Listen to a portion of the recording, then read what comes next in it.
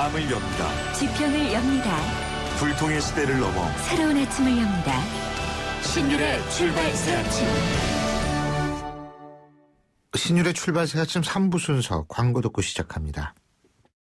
트랙스타 시작! 국민 모두 함께 하나, 둘, 셋, 넷. 21번 크게 마시고 가슴을 활짝 펴세요. 한 걸음, 두 걸음, 국민 모두 함께 걸어가요. 지금까지의 아웃도어를 넘다. 대한민국 국민이라면 스타, 트랙스타. 여보세요? 대리운전이죠? 저 배우 박소연인데 소문 듣고 전화했어요. 2588 기사님 빨리 보내주세요. 좌우로 정렬, 좌우로 정렬, 2588, 2588. 좌우가 같네, 좌우가 같아, 2588, 2588. 대리 부르셨죠? 어머, 기사님. 세상에 이런 일이. 2588, 2588. 호주 워킹 홀리데이만 떠올렸다면 호주TV 무비 채널을 추천합니다. 세상의 중심에서 사랑을 외치던 영화 속 울루루. 호주는 카메라만 들면 영화가 되는 로맨틱한 곳이네요. 내 마음속엔 호주가 온에어 되고 있다. 호주 시드니 브리즈번 주 10일의 운항. Excellence in Flight, Korean Air. 요즘 아이들에겐 아파트가 고향입니다. 그래서 호반은 고향을 짓습니다. 아이들에게 지금 이 시간이 아름다운 기억으로 남을 수 있도록 평택 소사벌, 시흥목감, 송파에 호반이 고향을 짓습니다. 지은이 호반건설. 신율의 출발 새 아침 오늘 순서 시작합니다. 오늘 아침 당신이 듣고 싶은 뉴스 94.5MHz YTN 뉴스 FM 신율의 출발 새 아침.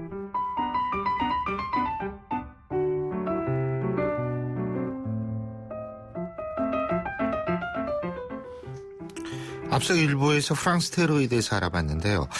계속해서 한국위기협상학회 회장을 맡고 있는 경찰대학교 이정화 교수 연결해서 우리나라의 테러 대응책, 우리나라는 과연 테러에 안전한가 이 문제 짚어보겠습니다. 이 교수님 안녕하세요. 네, 안녕하십니까. 예, 네. 교수님이 제 기억으로는 파리에서 공부하셨죠? 네, 맞습니다. 맞죠? 네, 파리에서 공부했습니다. 예.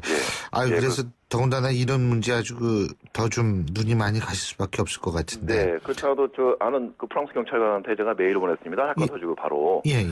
다행히 자기는 그날 그 경찰청 건물은 지금 현재 파리 폭탄 테러 있는 곳과 정반대의 곳에 있거든요. 예. 자기가 야근을 해가지고 사무실에서 안전해라는 메시지를 받고 좀 안심을 했습니다. 네.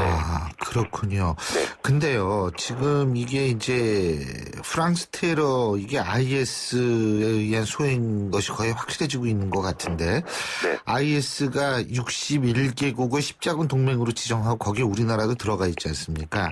네. 그러면서 이제 그 십자군 동맹 국가들의 국민들 살상을 지금 지시했다 이런 보도가 나오고 있는데, 네. 자, 소프트 타깃이라고 그래가지고 민간인들을 대상으로 한 테러 국내에서의 발생 가능성 어느 정도로 보십니까? 만약에 테러 가능성을 100% 안전하다 이렇게 보기는 좀 물론 어렵고요. 그렇죠. 네. 하지만 이제 일단 ISIL이 이제 테러를 행할 때 이제 자신의 목표가 있지 않습니까? 예. 가장 효과적인 선전 효과를 극대화할 수 있는 장소를 보통 선택하는데요. 그런 면에서 이제 보통 이제 미국이 가장 큰 이제 목표 국가가 되겠지만, 예. 요번에 프랑스를 택한 거는 아마 미국이 굉장히 경비라는 면에서 굉장히 철저하기 때문에, 그러면 이제 다른 지역을 택하게 됐고, 예. 두 번째 이유는 아마 지금 G20 정상회담이 지금 유럽에서 개최되기 때문에, 예. 일종의 그런 지역적인 그런 효과성을 더 극대화시키기 위해서 프랑스를 택한 것 같습니다. 예. 그래서 그런 면에서 이미 이 IS 일단 IS는 자신의 이슬람 교도라 하더라도 자신의 노선에 반대하는 모든 국가를 테러 대상국으로 지목하고 있거든요. 예. 그래서 우리나라가 대상국으로 지목됐다고 특별히 위협이 되거나 이러진 않지만, 예, 또 다른 나라에 비해서 테러 가능성이 높다고 할 수 없지만, 만약에 대비해서 저희들도 대비하고 있고요. 예. 네.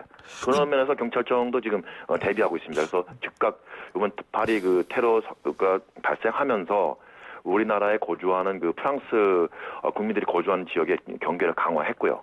네. 그리고 지난번에 IS가 코엑스 폭발이 한다는 첩보가 있었다고 하지 않았습니까? 예, 한번 했지만 거짓으로 밝혀졌고요. 네. 그게 거짓으로 밝혀졌어요?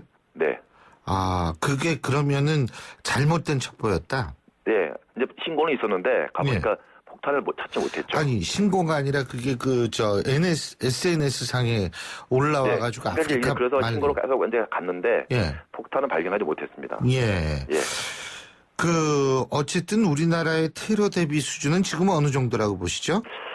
그러니까 이제 조금 이제 우리의 목표가 좀 달랐다고 봅니다. 왜냐하면 이제 우리나라 같은 경우는 이제 한반도가 이제 분리가 되면서 사실 북한에 대한 어떤 경계 태세가 굉장히 강화하는 말하자면 중무장된 이런 군인들이 이제 경계는 됐었는데 요새 테러와 같이 이렇게 개인이 특히 뭐 약간 외로운 늑대라든지 종교 테러리즘에 대한 경계는 사실상 저희들이 좀 부족한 게 사실이었거든요.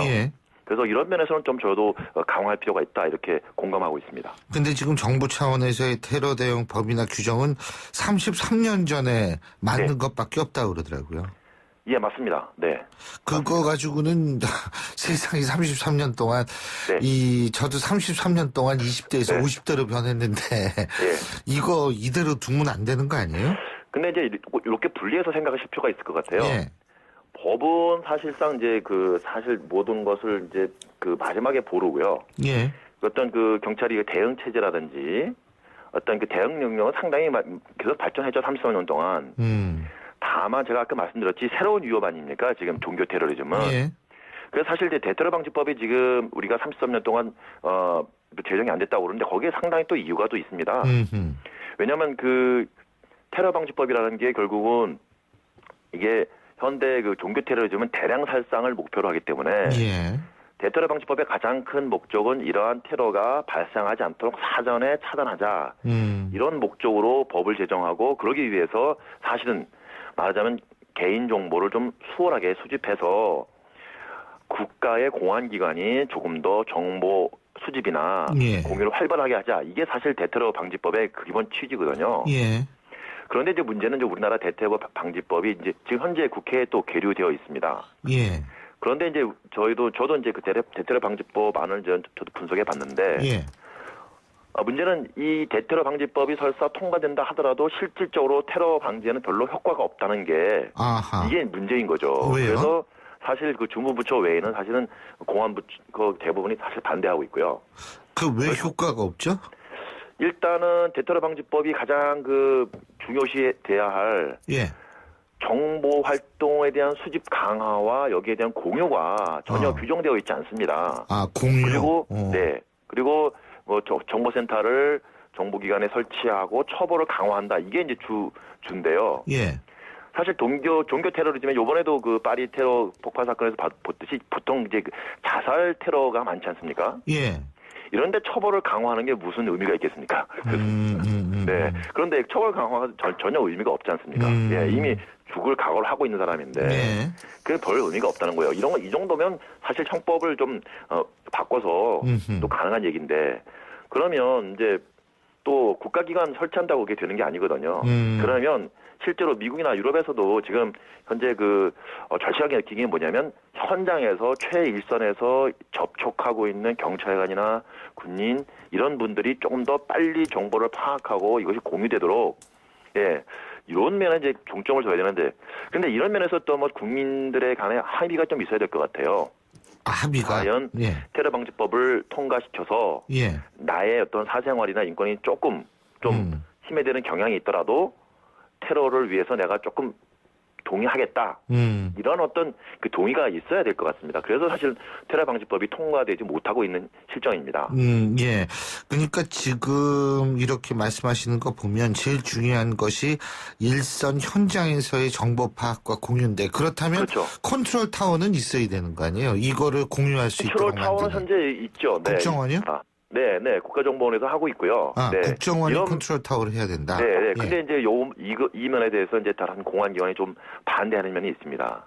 국정원이 정보 독점하는 거에 대해서 반대한다. 그렇죠. 그리고 이제 사후 통제가 이제 불가능하다. 국정원법에 의해서 보호가 되니까. 그래서 이제 다른 공안기관, 예를 들면 이제 경찰이 해야 되는데. 그래서 이런 면에서 사실은 반대가 좀 있는 게 사실입니다. 하지만 그거는 필요하다고 보십니까? 그런 과정은? 저는 필요하다고 봅니다. 왜냐하면 프랑스 같은 경우도 프랑스 같은 경우도 사실 대테러 대비 태세가 제가 이제 프랑스에서 공부를 했기 때문에 네. 프랑스만 해도 사실은 뭐 아시겠지만 이 테러라는 말이 사실 프랑스에서 프랑스어입니다. 나왔죠. 네. 맞아요. 예, 네. 프랑스에서 이미 그 과거부터 이 그렇죠. 공포를 시키고 예. 많은 혁명과 쿠데타, 예. 사실 쿠데타라는 말도 사실 프랑스어입니다. 맞습니다. 네, 사실 혁명도 이 프랑스어고요. 예. 그래서 많은 어떤 이런 정치적 변혁을 했기 때문에 예. 정보 경찰이 상당히 그 강하게 활동을 하고 있습니다.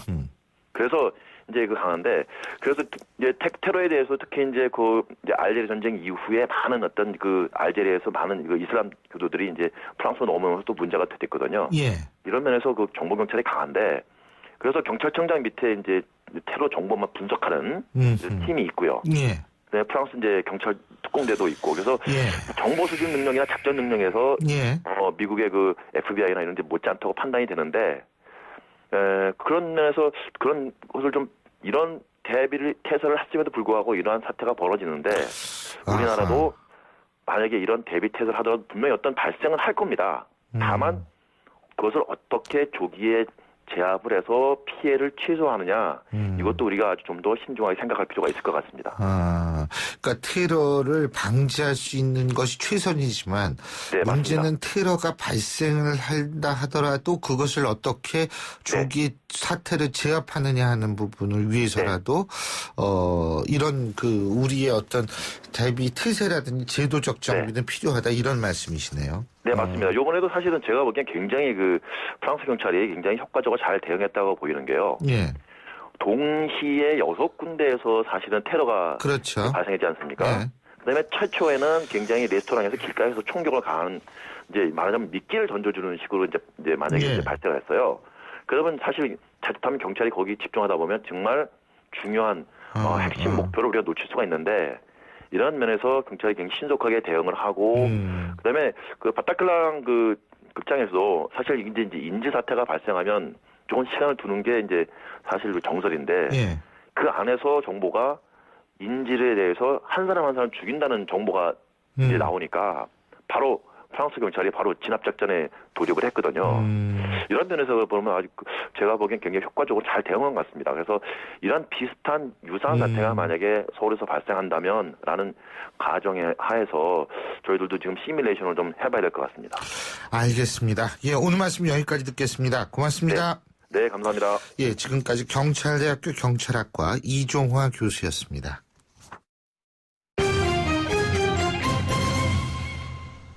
경제뉴스 알아보겠습니다. 최요한 경제평론가 전화 연결합니다. 안녕하십니까?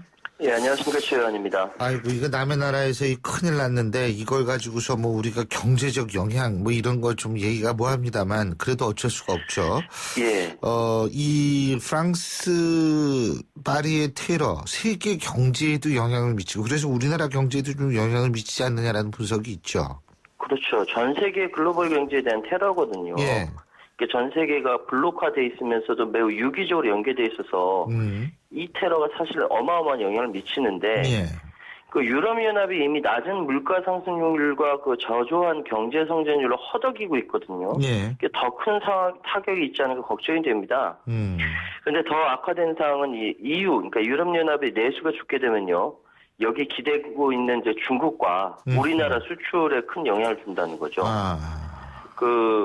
우리나라로서는 유럽이 중국에 이어 제2의 수출 지역이거든요. 예. 이 불확실성이 확산되면 결국 유럽 외에 미국을 비롯한 주요 선진국으로 확산될 수 있고 세계 금융시장까지 흔들릴 수 있는 위험이 있는 것이죠. 그렇군요. 이 터키 안탈리아인가요? 여기서 예. G20 정상회의가 개최가 될 텐데. 예. 여기에서도 이제 테러 문제를 다룬다 그러지 않습니까? 그러니까 지금 여기에서도 테러가 미칠 수 있는 정치, 경제, 사회 모든 분야에 있어서의 영향력을 최소화하고 테러를 대비하자. 이런 쪽으로 하겠죠. 그죠? 원래 글로벌 경제 위기 극복을 목적으로 1999년에 출범한 이 G20 정상회의에서 예. 사실상 정치적 문제가 공식 의제로 설정된 건 이번 처음인데요. 예. 주요 정상들이 테러에 단호하게 대처하겠다 의지 담은 특별 공동성명 채택하기로 하긴 했습니다. 예. 그런데 문제는 테러에 대한 각국의 입장이 반대한다. 이건 입장이 일치한데 예. 난민 수용이라든지 시리아 내전의 정치적 해법에는 각국 이해관계가 좀 달라서 각국이 조금 시각 차이를 보이고 있죠. 아, 그렇군요. 예. 근데 어쨌든 뭐 G20 정상회의 여기에서도 지금 경계가 보통 강화된 게 아닌 모양이더라고요. 그렇습니다. 자, 그리고 이번 주 19일에 있을 미국 공개시장위원회. 예. 여기에서 또, 이제 진짜 얘기하기도 좀 지쳤는데, 이게 올리려면 빨리 올리든지, 뭐, 이게 뭡니까? 계속 주가만 오르락내리락하고 경제적으로 흔들리고 있는 건데, 어떻게 됩니까? 금리 인상. 안 그래도 잔뜩 얼어붙은 유럽 경제 이번 테러로 국경 통제 강화되면서 최대 위기 맞고 있는데, 예. 전 세계 경제 전반에 침체 국면에 도래할 수도 있는 상황이거든요. 예. 더군다나 국경 간 통제가 이렇게 진행됐지 않습니까? 예. 우리나라와 달리 유럽은 또 이제 국경이 맞닿아 있으니까요. 예. 당연히 물류 이동이 좀 제한이 될 텐데, 예. 이러다 보니까 미국 금리 인상에 대한 연기설이 충분히 예상할 수 있었고요. 미국을 제외한 세계 주요 경제권 침체가 예상되는데 미국만 돈줄을 조인다. 이 신흥시장 자금 이탈 방조하는 거기 때문에 정치적 부담 커질 수밖에 없는 거죠.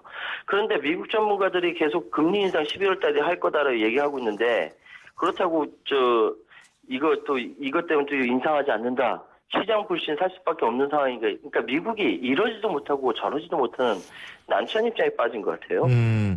근데 이 결단력이 참 없는 것 같아요. 이 FOMC의 이 당국자들이. 어떻게 될지는 뭐 이게 근데 자꾸 불확실성만 던져주면 점점 더 시장에 혼란한 시그널만 주게 돼가지고 이거 참 여러 가지로 걱정이 많이 되는데 말이에요. 아침에 전문가 몇몇 사람이랑 얘기를 들었는데요. 그럼에도 불구하고 금리 인상 꼭 필요하다라는 이야기들이 많이 있더라고요. 알겠습니다. 오늘 말씀 여기까지 듣겠습니다. 고맙습니다. 예, 감사합니다. 예, 지금까지 최요한 경제평론가였고요. 신율의 출발 새 아침 3부 순서는 여기서 줄이고요. 잠시 뒤 4부에서 뵙겠습니다. 안녕하세요. 최수종입니다. 124년 만에 대가뭄으로 대한민국이 점차 말라가고 있습니다. 하지만 가정에서 물을 쓰는 데는 별 문제가 없어 체감하기 어렵다는 분들 많으시죠? 그런데요, 여러분. 가뭄은 갑작스럽게 타격을 입히는 지진이나 홍수와는 달리 눈에 띄지 않게 은밀하게 다가오는 조용한 재해로 불린다는 사실 알고 계신가요? 단지 농작물 피해뿐 아니라 우리가 누리고 있는 평화로운 생활을 파괴할 수 있는 심각한 자연재해입니다. 이런 상황에서 우리가 할 수 있는 가장 효과적인 방법, 바로 생활 속에서 물을 아껴 쓰는 건데요. 저 최수종과 생활 속 물 아껴 쓰기 함께 해보시면 어떨까요? 소중한 당신과 함께하는 YTN 라디오 소중한 물 캠페인 환경부와 함께합니다. 경제 사회적 약자의 고통을 덜고 사회 양극화 문제를 해소하기 위해 서민금융지원제도가 여러분의 희망의 디딤돌이 되겠습니다. 주거, 교육, 노후 대비 등 다양한 맞춤형 서민금융 상품 지원과 국민행복기금 채무 조정 등 신용회복에서 고용, 복지 연계 등을 통한 자활 지원까지 대한민국의 모든 서민들을 위한 서민금융 서비스로 언제나 서민들의 따뜻한 보금자리가 되겠습니다. 행복한 서민경제, 행복한 대한민국. 이 캠페인은 희망의 디딤돌 국민행복기금 캠코와 금융위원회가 함께합니다. 김 사장, 어디 좋은 지식산업센터 없어? 동탄 테크노밸리에 있는 에이펙시티 몰라? 동탄역 개통예정지 가깝지, 경부 용서고속도로 가까워, 직원들 출퇴근 편하지, 법인세 등 세제 혜택 엄청나지. 역시 똑똑한 CEO는 다르네. 동탄 테크노밸리 지식산업센터의 랜드마크 에이펙시티. 문의 031-376-7667 포스코건설. 날카로운 분석, 내일을 보는 시선, 신율의 출발 새 아침. 신율의 출발 새 아침 4부 순서 광고 듣고 시작합니다. 인터넷을 누르고 검색창에 입력하고 홈페이지 하단을 전화번호 어디나? 전화번호 이건가? 복잡해! 지역번호와 114만 누르세요. 114 번호만 누르면 검색보다 쉽다 빠르다. 114. 핸드폰에선 꼭 지역번호 누르고 114. 평창 동계올림픽 개최로 가장 혜택받을 사람은 바로 당신일지 모릅니다. 지금 평창올림픽 선수촌 아파트를 분양받으시면 용평리조트의 회원 혜택까지, 이것이 진정한 올림픽 프리미엄. 평창올림픽 선수촌 아파트 분양문의 1661-9996 용평리조트. 호주 워킹 홀리데이만 떠올렸다면 호주TV 무비 채널을 추천합니다. 세상의 중심에서 사랑을 외치던 영화 속 울루루. 호주는 카메라만 들면 영화가 되는 로맨틱한 곳이네요. 내 마음속엔 호주가 온에어되고 있다. 호주 시드니 브리즈번 주 10일의 운항. Excellence in Flight Korean Air. 우리 아빠는 엄청 빨리 달린다. 우리 엄마는 전화하면서 운전할 줄 안다. 그럼 안 되는 거 아니니? 아이들을 위해 처음부터 끝까지 안전운전 해주세요. 끝까지 마무리하는 현대해상. 가입 시 유의사항을 꼭 확인하세요. 사장님들은 고민이 많다. 우리 가게 와이파이 설치해야 하는데. 카드 결제기는 어떡하지? CCTV도 달아야 하는데. 올레비즈 성공팩에 맡기세요. 사업에 필요한 IT 서비스를 한 번에. 거기에 휴대폰 통신비 할인까지. 올레비즈 성공팩. 문의 1588-0114. 올레. 대한민국과 프루지오가 함께 만듭니다. 누구나 부담 없는 뉴스테이에서 행복한 마을 공동체까지. 당신이 더 행복한 뉴스테이. 동탄 행복마을 프루지오. 12월 오픈. 1800-0277 대우건설. 11월 한 달 더 넥스트 스파크 살 땐 잊지 마세요. 하나, 하루 3,000원으로 부담 없이 사거나 둘, 삼성기어 S2를 받거나 셋. 어떤 차종이든 3년 이상 된 차종 보유 고객은 20만 원 추가 할인까지. 전시장 및 홈페이지 참조. 선수율 15%, 금리 5.5%, 유효할부 48개월, 유효율 최고 70%, LS&T 모델 기준. Chevrolet, find new roads.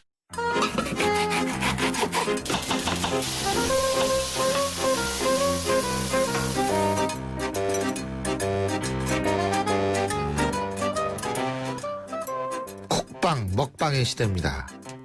프랑스 파리의 테러가 일어나서 정말 저희가 기분도 꿀꿀하지만은요. 그럼에도 불구하고 우리 국내 정치 신경을 안 쓸 수가 없죠. 그래서 오늘도 바로 콕방 먹방 시대에 걸맞는 정치 콕방 계속 이어집니다.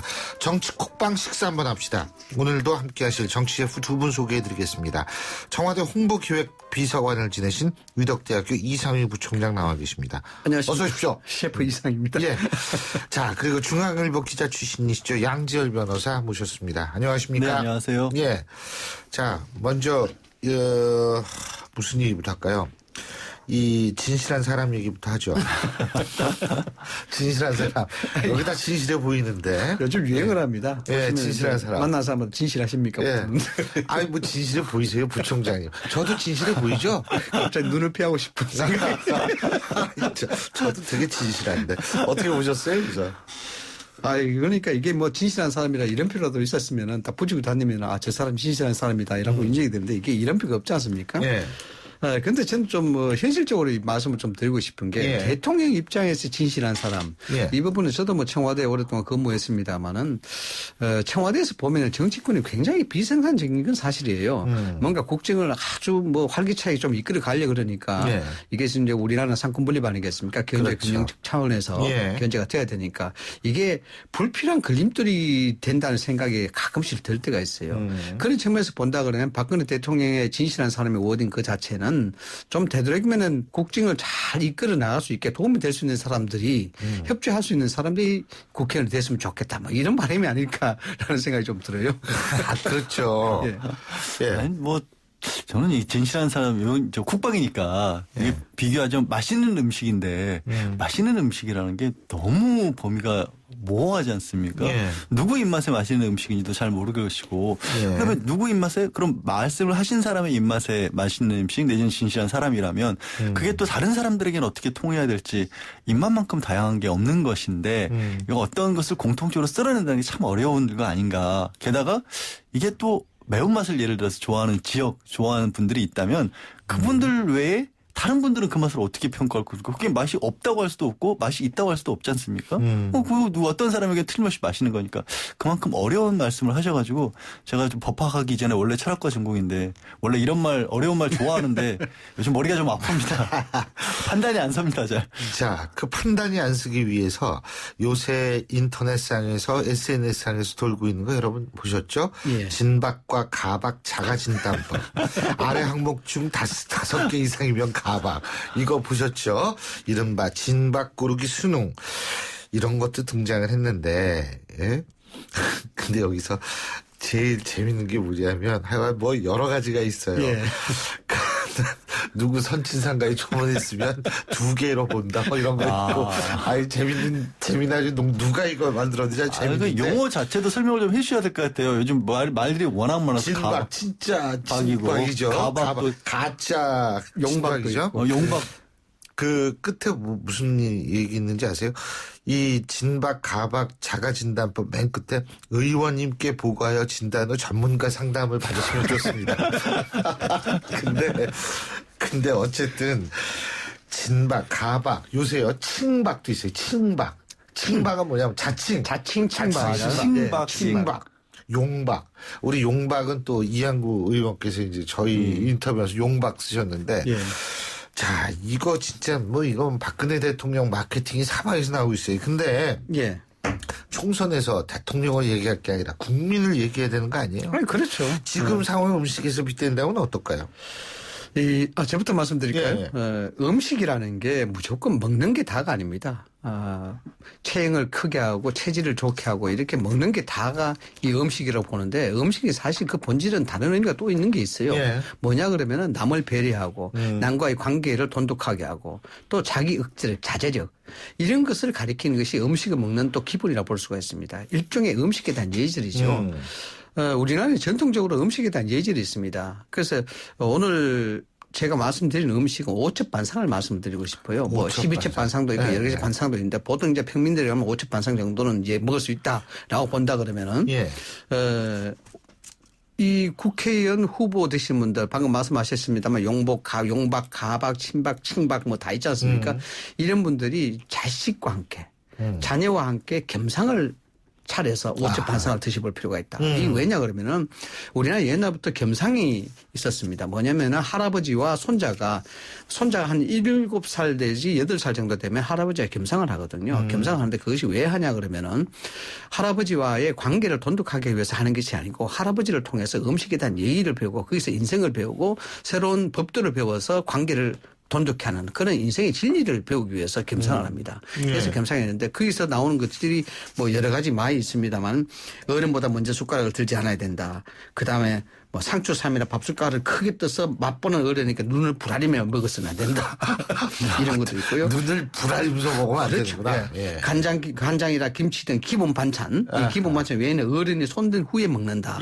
이런 어떤 음식에 대한 자제력, 억제력 또 타인과의 관계 등목 뭐 이런 것들을 많이 이야기했습니다. 여기에 이제 사실 10가지 해서는 안 될 일들도 있거든요. 거의 뭐 10가지 다 이야기하면 시간상 그렇고 혼자서 배불리 먹지 않는다. 한 움큼 집에서 먹지 않는다.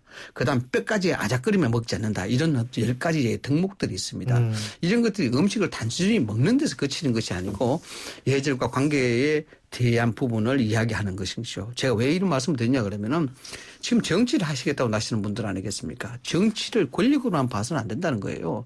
정치는 봉사와 희생이라는 것이죠. 국회의원이 되고자 하는 그 목적 자체를 과연 아들하고 앉아서 겸상을 놓고 5첩 반상을 드시면서 이 음식에 대한 예절은 아니냐. 라고 한번 반문해 보시라는 거죠. 조청장님 질문.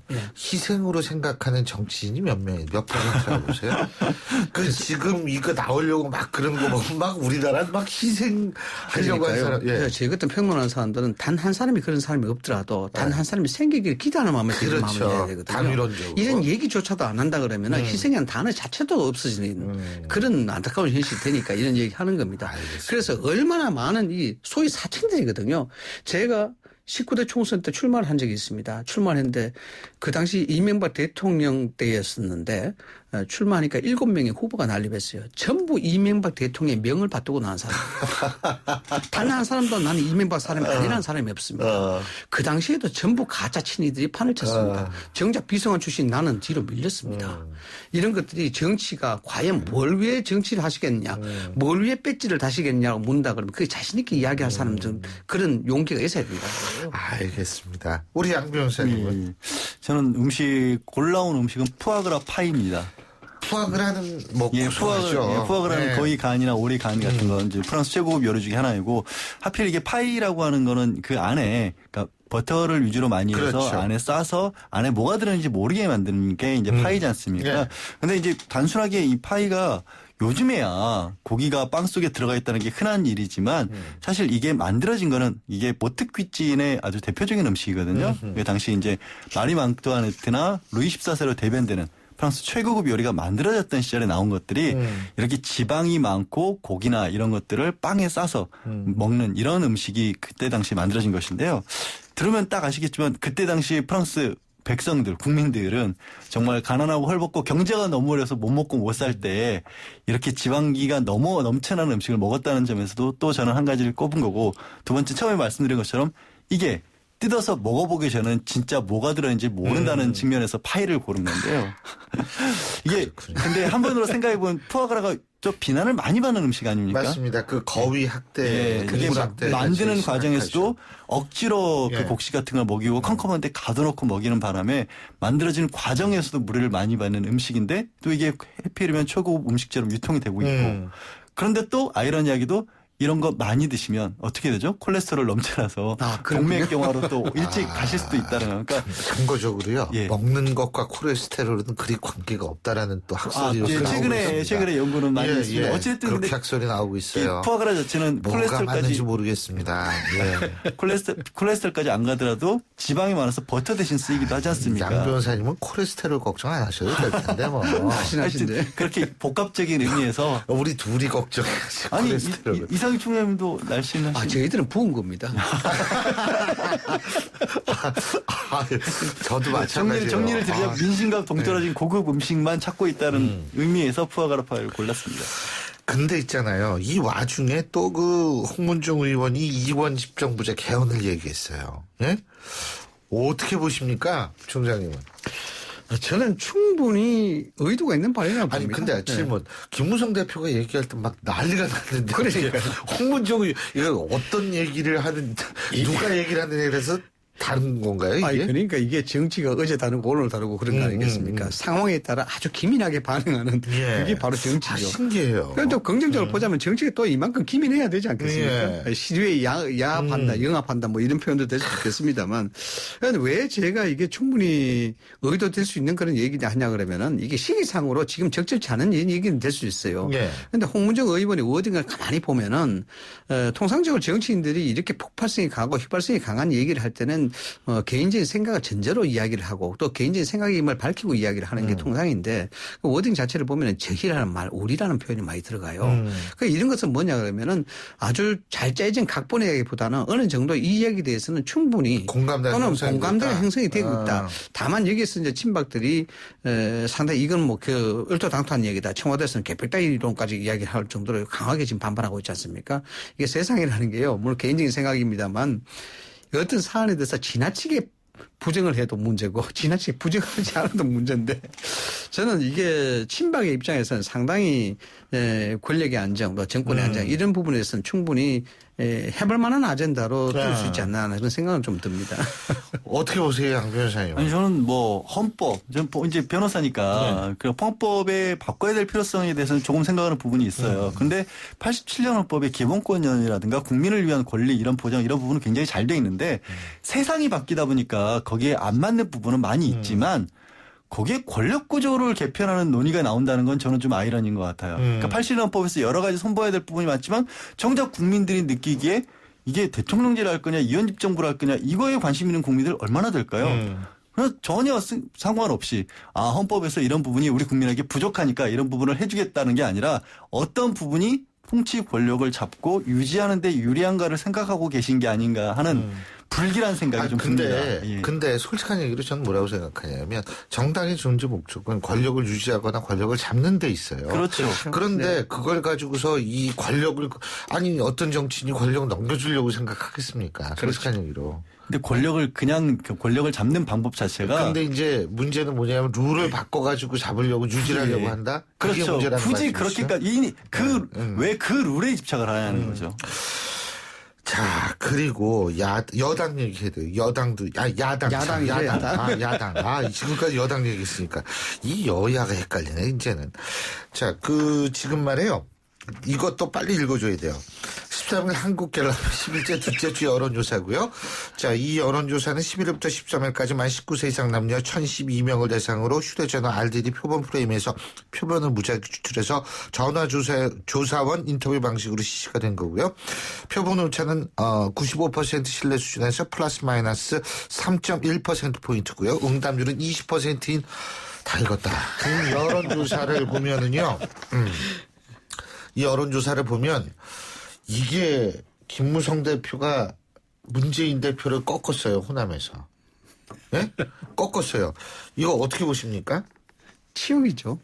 물론 치욕인데. 네, 새정치 쪽에서는 이 정치권에서 그런 얘기가 있습니다. 김무성 대표가 인상이 그만큼 좋다 이런 얘기 아니에요? 네? 문재인 대표가 너무 싫어서 그런 거겠죠. 그럴 수도 있고 이래저래 이제 해석이 가능한 부분인데 다양한 정치권에 대해서 이야기가 나옵니다만 이런 얘기했습니다. 이게 버리는 것을 잘 버려야 많이 얻을 수 있다라는 그런 얘기했죠. 그래서 주인태를 분명히 하는 것이 정치권에서는 남는 장사다 그런 얘기를 소위 말하면 하는데 문재인 당대표 같은 경우에는 호남에서 이렇게 지지도가 하락한다는 것은 문재인 당대표에 대한 신임 자체가 호남에는 이미 하락할 대로 하락했다. 그 바닥까지 왔다는 겁니다. 바닥까지 왔다는 건데 대한민국의 야당 역사상 호남에서 당대표의 당고사고 당대표의 지지도가 이처럼 추락하는 일은 아마 전무후무할 겁니다. 이건 역설적으로 이야기한다 그러면은 야당 역사에 사실상 있을 수 없는 일이거든요. 그러니까 문재인 당대표가 잘하느냐 못하느냐의 문제가 아니고 대한민국의 정치적 한계이자 그럴 수밖에 없는 그런 상황 자체가 호남에 대한 지지, 그 지역에 대한 지지가 가장 관건 아니겠습니까? 그래서 지금 그런지 몰라도 문재인 당대표 지금 쓰는 게 권역구 비례대표제, 뭐 통진 정책을 좀 쓰겠다는 그런 얘기인데 이런 어떤 정치적 제도나 시스템을 바꿔서 정치가 다시 야당이 안정된다. 그런 생각 자체는 좀 무리가 있다라는 것이고 이번 기회에 문재인 당대표는 뭔가 좀 깊이 생각해 볼 만한 그런 문제가 아닌가 이 부분은 그렇게 생각합니다. 그 지지율 하락이 이 두 가지 측면을 좀 고민을 해보셨으면 그 당 내부에서 실제로 이제 비주류라고 불리는 분들이 계속해서 흔들어내는 바람에 그거에 따라서 민심까지도 이렇게 추락을 한 것이냐. 아니면 실제로 호남 민심이 바닥이 안 좋아서 그 바닥의 목소리를 비주류들이 끊임없이 전달을 해온 것이냐 아니면 두 개가 다 상호작용을 일으킨 것이냐에 따라서. 그러니까 뭐라고 생각하세요? 우리 양도현. 저는 사실은 당에서 먼저 흔들어댄 부분도 있지만 나중에는 그 당에서 흔들어대는 목소리 자체를 문재인 대표가 잘 극복을 해나가지 못하다 보니까 민심도 동반 하락한 게 아닌가. 그래서 시차는 좀 생긴 것 같아요. 그러니까 처음에 올해 상반기나 선거, 재보궐선거 추락하고 이랬을 때만 해도 이렇게까지 떨어지진 않았는데 그걸 못 헤쳐나가니까 민심에도 역시 실망감, 능력 자체에 대해서 조금 회의를 갖게 되시는 분들도 많이 계신 것 같아요. 근데 지금 양 변호사님이 그런 말씀 하셨는데 문재인 대표의 특징이 있어요. 저는 이분의 정치공학적 접근을 제 나름대로 제가 이제 정치학 30년 이상 한 사람을 보면 이분의 공식이 있어요. 자기에 대한 공격 들어오죠. 뭐 하나 툭 던집니다.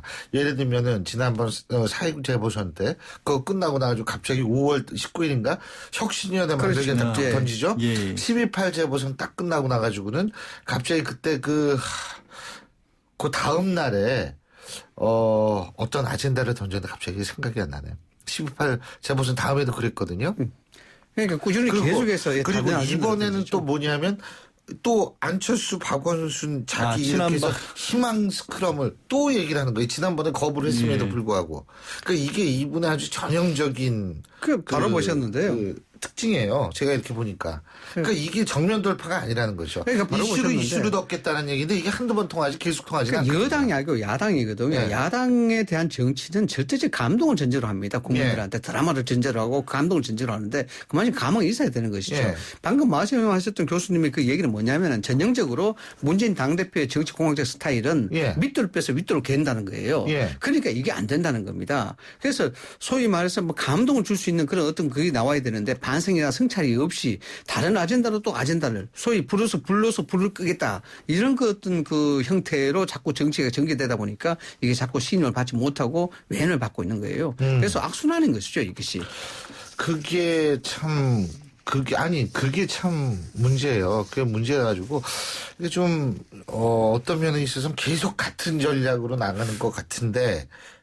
그러니까 문재인 대표는 그게 더 큰 문제가 뭐냐면 야권 내에서 어차피 구심점이라 이런 부분이 잘 생기기가 어려운데 그래도 상응하는 국민적 지지도가 굉장히 있었지 않습니까? 그런데 그 국민적 지지도 자체를 잃어버린다는 게 굉장히 큰 위기라는 거죠. 다른 게 아니라.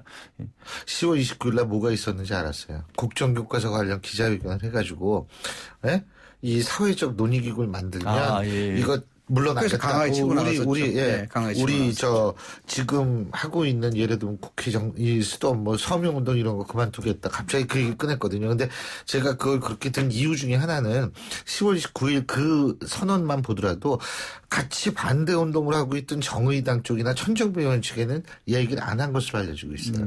그렇다면 실질적으로 이분이 혼자 생각해가지고 야 이거 어차피 새누리당이 안 받아줄 거니까 그냥 내가 얘기하자라고 얘기했을 수도 있는 거고 아니면 반대로 뭐 어차피 우리가 주던데 뭐 내 마음대로 하지라고 생각할 수도 있는데 양쪽이 다 문제라는 거예요. 제 얘기는. 자 그러면 부총장님 문재인 대표 지금 뭘 먹어야 돼요? 잡채요. 잡채. 그러니까 망설임 없이 나오시네 그냥. 잡채. 네. 왜냐 그러면은 잡채라는 음식 우리가 흔히 알고 있기로는 잔치 때 경사 났을 때 그렇게 먹는 음식으로 그렇게 알고 있는데 그렇지는 않습니다. 잡채라는 것이요. 이 잡채의 잡자는 아주 잡다한 잡자를 이야기하는 것이고 그렇겠죠. 채는 채소의 채자를 이야기하는 것입니다. 광해군 때 이충이라는 사람이 있었습니다. 광해군 때도 저 잡채가 있었군요. 네. 광해군 때 이충이라는 사람이 있었는데 이충이라는 사람이 가진 채소를 볶아서 임금 광해군께 줬습니다. 이 맛이 너무너무 좋다 보니까 이충이라는 사람은 아무런 능력이 없는데도 불구하고 일개 평민인데 불구하고 광해군의 눈에 들어가지고 호조 판사까지 됐습니다. 정선까지 됐다 이거죠. 그게 잡채의 기원입니다. 그래서 우리가 흔히 먹는 당면이라는 것은 1900년도부터 들어가기 시작한 거예요. 그러니까 원래는 당면이 안 들어갔군요. 당면이 1900년부터 당면이 들어갔습니다. 원래는 채소를 볶아서 하는 건데 제가 왜 문재인 당대표에게 이 좋은 맛있는 음식 잡채를 드시라 하느냐면은 뭐 맛있고 느끼시라는 것이 아니고 지금 어쩌면 문재인 당대표는 아무런 능력이 없으면서도 불구하고 입맛에 맞는 음식만 지금 골라 드시고 있지 않은가. 또 그런 사람을 찾고 있지 않는가. 원래 쓴맛을 찾아야 되는데. 그래서 이 잡채를 드시면서 잡채의 의미를 좀 알았으면 좋겠다는 생각이. 채소만 좀 이렇게 볶아서 한번 먹어봐야겠네, 진짜. 우리 같이 부은 사람들은 특히 좋습니다. 그렇죠. 거의 자꾸 같이 우리 양 변호사님. 저는 짱뚱어탕이라고 들어보셨습니까? 짱뚱어 유명하죠. 유명하죠. 그게 요즘엔 유명해졌는데 원래 호남 쪽에서만 주로 나오던 음식이었고요. 특히 유명한 데가 순천. 그러니까 새누리당에 의석을 내주고만 이정현 의원에게 내주고만 순천 지역에서 많이 나오는 거거든요.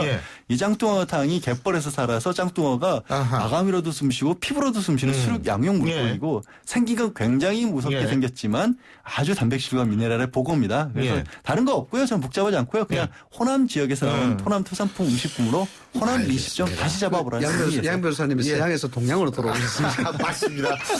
자 오늘 두 분 말씀 여기까지 들어야겠네요. 오늘 두 분 말씀 잘 들었습니다. 고맙습니다. 고맙습니다. 지금까지 위덕대학교 이상희 부총장 양지열 변호사 두 분과 함께했고요. 신율의 출발 새 아침 저희가 준비한 순서 오늘 여기까지입니다. 전 내일 아침 7시 15분에 여러분 다시 찾아뵙겠습니다. 오늘도 힘찬 한 주 시작하시기 바라겠습니다. 신율이었습니다.